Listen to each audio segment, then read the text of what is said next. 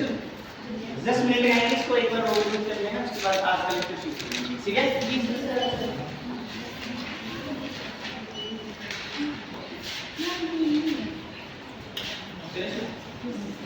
जो स्टूडेंट्स आए हैं, रिसर्च हम लोगों ने शुरू किया है, एक सीरीज ऑफ लेक्चर्स होगी जो हम लोग आगे पढ़ेंगे।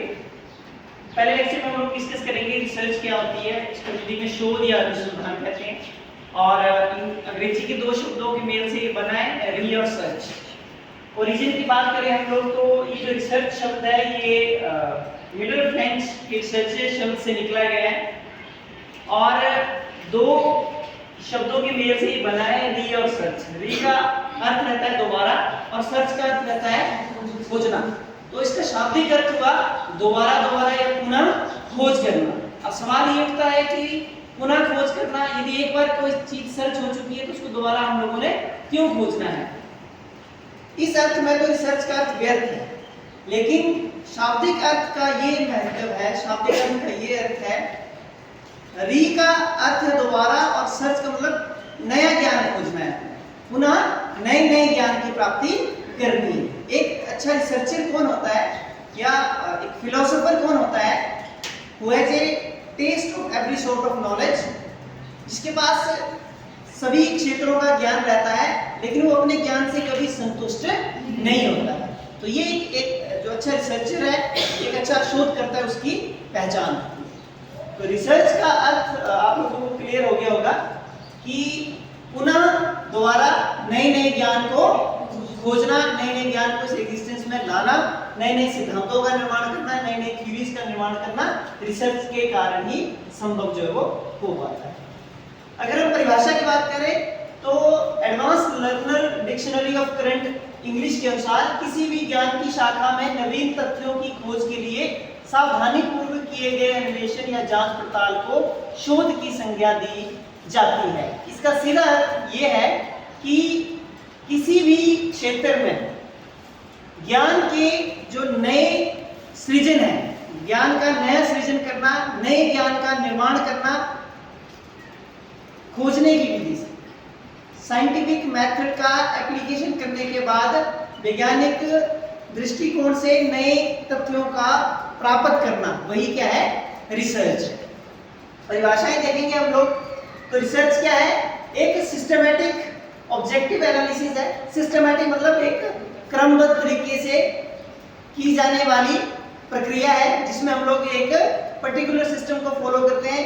पहले स्टेप में हम लोग ये करते हैं, दूसरे स्टेप में हम लोग ये करेंगे, तीसरे स्टेप में हम लोग ये करेंगे। क्रमबद्ध तरीके से ऑब्जेक्टिव एनालिसिस है। ऑब्जेक्टिव का मतलब वस्तुनिष्ठता, जिसमें सब्जेक्टिविटी को बिल्कुल जीरो स्थान दिया गया है, जिसमें बायसनेस नहीं होगी, जिसमें हम लोग सब्जेक्टिव नहीं रह सकते हैं। एनालिसिस का मतलब है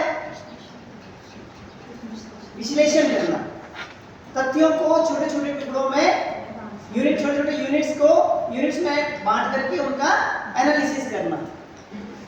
and recording of controlled observations, recordings of controlled observation. Control का मतलब नियंत्रण। रिसर्च में सबसे महत्वपूर्ण बिंदु रहता है नियंत्रण। कैसे? जैसे पिछले लेक्चर में मैंने बताया था आप लोगों को कि यदि हमने शोर का क्या प्रभाव रहता है बच्चों की कंसंट्रेशन के ऊपर, उसके ऊपर रिसर्च करनी है तो हमारे पास जो चर होते हैं उनके ऊपर नियंत्रण होना जरूरी होता है कि हम शोर का जो लेवल है वो हाई करना है हम लोगों ने, या उसको लो करना है, कम करना है, तो वो नियंत्रण हमारे पास होना चाहिए। तो रिसर्च का एक सबसे अहम बिंदु है नियंत्रण। और that may lead to the development of generalization principles and theories. तो ये जो चीजें हम लोग करते हैं रिसर्च में, उसके बाद हम लोग क्या करते हैं, ये हमें जो हमारे सिद्धांत हैं, थ्योरीज हैं, उनके निर्माण में हेल्प करती है रिसर्च की जो रिजल्ट्स हैं, जब उनको हम लोग जनरलाइज कर देते हैं, सामान्यीकरण कर देते हैं हम लोग उनका संपूर्ण जनसंख्या के ऊपर, तो वो जो परिणाम है वो हमें सिद्धांतों के रूप में, थ्योरीज के रूप में, प्रिंसिपल्स के रूप में हमें मिलते हैं। तो ये जो परिभाषा है बेस्ट एंड खान की, इससे हमें ये पता चलता है कि शोध जो है, अनुसंधान जो है, वो एक सिस्टमेटिक तरीके से की जाने वाली प्रक्रिया है, जिसमें कंट्रोल रहता है, नियंत्रण रहता है, जिसमें ऑब्जेक्टिविटी रहती है, जिसमें इम्पार्शियलिटी रहती है, और जिसमें हम लोग नए से नए ज्ञान को का सृजन करते हैं, नए से नए परिणामों के आधार के ऊपर हम लोग प्रिंसिपल्स और थ्योरीज का निर्माण करते हैं। इसे हम लोग रिसर्च या अनुसंधान कहते हैं। एक और परिभाषा है जॉर्ज डब्ल्यू वेस्ट की, अनुसंधान अधिक औपचारिक, व्यवस्थित तथा गहन प्रक्रिया है जिसमें वैज्ञानिक विधि विश्लेषण को प्रयुक्त किया जाता है। तो ये जो परिभाषा है ये भी रिसर्च का क्लियर मीनिंग हमें बताती है कि रिसर्च जो है वो एक फॉर्मल, एक औपचारिक प्रक्रिया है, एक व्यवस्थित का मतलब है वेल अरेंज, पहले से प्लान की गई है, हम लोगों ने उसको प्लान किया है, उसको हम लोगों ने क्या क्या करना है वो पहले से हम लोगों ने सुनिश्चित किया है। एक ऐसी तथा गहन का मतलब इन डेप्थ, जिसमें हर एक यूनिट को स्टडी किया जाता है, हर एक पहलू के ऊपर नजर रखी जाती है। एक ऐसी प्रक्रिया है जिसमें साइंटिफिक मेथड का प्रयोग किया जाता है, वैज्ञानिक विधि का प्रयोग किया जाता है। किसके लिए? तथ्यों को खोजने के लिए, परिणामों को प्राप्त करने के लिए, जो समस्या हम लोग लेते हैं उस समस्या का वैज्ञानिक तरीके से हल प्राप्त करने वाली प्रक्रिया को हम लोग शोध की संज्ञा देते हैं। क्लियर हुआ? आगे नेक्स्ट हम लोग चलेंगे इसकी जो विशेषताएं हैं, कौन कौन सी विशेषताएं हैं रिसर्च जो प्रोसेस है उसकी कौन कौन सी विशेषताएं हम लोगों ने। सबसे पहली विशेषता है ये एक सिस्टमैटिक प्रोसेस है। सिस्टमैटिक का मतलब है ये एक व्यवस्थित प्रोसेस है, इसमें हम लोग स्टेप बाय स्टेप जो है वो आगे बढ़ते हैं। एक चरण के पूरा होने के बाद हम लोग दूसरे चरण के ऊपर जाते हैं, फिर तीसरे के ऊपर जाते हैं, फिर चौथे के ऊपर एंड सो ऑन, इस तरह से हम लोग चलते रहते हैं। अगली विशेषता है एम्पिरिकल है, अनुभवजन्य है, मतलब हम लोगों को अनुभव के बेस के ऊपर एम्पिरिकल बेस रिसर्च जो होनी चाहिए। जो रिसर्चर है, ये जो उनके गाइड है, जो अनुसंधान करता है या जो उनके सुपरवाइजर रहते हैं, उनके अनुभवों का प्रयोग करके ही हम लोगों को रिसर्च को करनी चाहिए। अगली है कठोर, रिगरस। इसका मतलब है हमने जो रिसर्च करनी है, रिसर्च की जो प्रोसेस रहती है, रिसर्च की जो प्रक्रिया रहती है, उसमें कठोरता होनी चाहिए। कठोरता का मतलब है जो डिजाइन हम लोगों ने बनाया है, कैसे हम लोगों ने रिसर्च करनी है, जो हमने प्लान किया है, उसमें चेंजेस हम लोगों ने नहीं करने हैं अपने इजीनेस को देख करके। कई बार हम लोग क्या करते हैं कि हमारे लिए ये चीज आसान होगी इसलिए हम लोग कंप्रोमाइज कर देते हैं। तो रिसर्च डिजाइन के साथ, सैंपल के साथ कोई भी कंप्रोमाइज जो वो नहीं होना चाहिए। जब हमारी ये पद्धति कठोर होगी तो रिसर्च के अच्छे परिणाम हमारे पास आते हैं। उसके बाद नेक्स्ट है विश्वसनीयता, रिलायबिलिटी। रिलायबिलिटी का मतलब है कंसिस्टेंसी। कोई एक व्यक्ति रिसर्च कर रहा है, उसके परिणाम जो है वो इस तरह के आते हैं, जब दोबारा फिर से रिसर्च उस यूनिट के ऊपर होती है तो ठीक वैसे ही परिणाम यदि आते हैं तो वो रिसर्च जो है वो रिलायबल मानी जाती है, विश्वसनीय मानी जाती है। यदि परिणाम अलग अलग हो रहे हैं तो फिर हम उसकी विश्वसनीयता खो देते हैं। तो रिसर्च की सबसे महत्वपूर्ण विशेषताओं में से है इसकी रिलायबिलिटी, जिसको हम लोग बोलते हैं विश्वसनीयता। क्लियर? उसके बाद वैधता, मतलब वैधता जिस चीज को हम लोग पाना चाह रहे हैं, जिस चीज की हम लोग जांच पड़ताल करना चाह रहे हैं और रिसर्च से वही उसी चीज की जांच पड़ताल हो रही है, तो वो रिसर्च जो वो वैलिड है। मतलब मान लो अगर हम लोगों ने सरदर्द की दवाई बनाई है, उससे सरदर्द ठीक हो रही है, तो इसका मतलब वो जो दवाई है वो वैलिड है, वैध है। यदि उससे सरदर्द ठीक नहीं हो रही है, मान लो पेट दर्द ठीक हो रही है जैसे मैंने बताया, तो वो दवाई सरदर्द के लिए बनाई गई थी लेकिन वो पेट दर्द ठीक कर रही है, इसका मतलब वो वैलिड नहीं है। क्यों? क्योंकि जिस चीज के लिए वो बनाई गई थी उसको वो फुलफिल नहीं कर रही। तो रिसर्च की ये भी एक सबसे महत्वपूर्ण विशेषताओं में से एक है। अगली है ऑब्जेक्टिविटी, वस्तुनिष्ठता। इसमें हम लोग क्या करते हैं, सब्जेक्टिविटी को नहीं आने देते हैं, मतलब पार्शियलिटी के 0% चांसेस रहते हैं। जैसे हमारे पास ऑब्जेक्टिव टाइप प्रश्न रहते हैं ना, वस्तुनिष्ठ प्रश्न रहते हैं, 4 में से किसी एक सही आंसर का जवाब 1 मार्क्स देगा और गलत का 0 मार्क्स देगा। और यदि आपका मान लो कोई ऐसे टाइप क्वेश्चन है तो उसमें 10 नंबर का वो प्रश्न है तो उसमें सब्जेक्टिविटी आ जाती है। उसमें जो एग्जामिनर चेक करने वाला, जो पेपर चेक करने वाला एग्जामिनर है, उसका जो मेंटल स्टेटस है, उसका जो उस वक्त का वातावरण है या माहौल है, उससे वो मार्किंग जो है वो प्रभावित होती है, तो वो सब्जेक्टिविटी के कारण प्रभावित होती है। तो जितनी ऑब्जेक्टिव जो है, जितनी वस्तुनिष्ठ रिसर्च होगी, उसके परिणाम उतने ही अच्छे रहेंगे। उसके बाद नेक्स्ट है एक्यूरेसी, शुद्धता। इसका मतलब है जो रिसर्च है वो एक्यूरेट होनी चाहिए, शुद्ध रूप से की जानी चाहिए। शुद्धता का मतलब क्या है?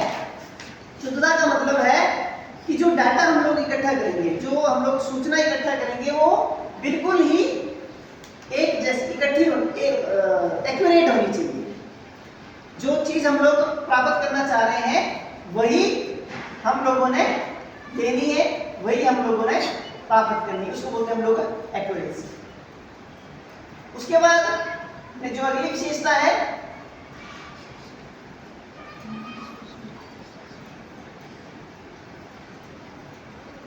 वो है विश्लेषणात्मकता। रिसर्च में हम लोग जो फैक्ट्स इकट्ठे करते हैं, जो तथ्य इकट्ठे करते हैं, उसका विश्लेषण किया जाता है, एनालाइज किया जाता है। बड़े से बड़े फैक्ट्स को हम लोग इकट्ठे करते हैं, इंफॉर्मेशन इकट्ठी करते हैं, उसमें हम लोग स्टैटिस्टिकल टेक्निक्स का प्रयोग करके पहले छोटे छोटे भागों में बांटते हैं, फिर उसका विश्लेषण करते हैं रिजल्ट्स के लिए, उसका हम लोग विश्लेषण करते हैं। उसके बाद नेक्स्ट अगली विशेषता है आलोचनात्मकता। जो रिसर्च हम लोग करते हैं उसके अंदर जो क्रिटिक्स है उसका भी स्थान रहता है। कुछ परिणाम हम लोग रिसर्च करने के बाद ऐसे भी आ सकते हैं जिसके ऊपर सवाल खड़े किए जा सकते हैं। तो जो रिसर्चर है उसके पास उन सवालों को झेलने का, उन सवालों को प्रूव करने के लिए उसके पास डाटा जो है वो होना चाहिए, बेस जो है वो होना चाहिए, आधार जो वो होना चाहिए। उसके बाद नेक्स्ट है इंटीग्रेटेड मल्टीडिसिप्लिनरी, मतलब कि हर एक विषय दूसरे विषय के साथ संबंधित है। हिस्ट्री की यदि हम लोग बात करते हैं तो हिस्ट्री में एजुकेशन की डेवलपमेंट कैसे हुई है, 1950 या मुगल काल में शिक्षा की व्यवस्था का विकास कैसे हुआ है, अंग्रेजों के समय भारत में शिक्षा व्यवस्था का विकास कैसे हुआ है।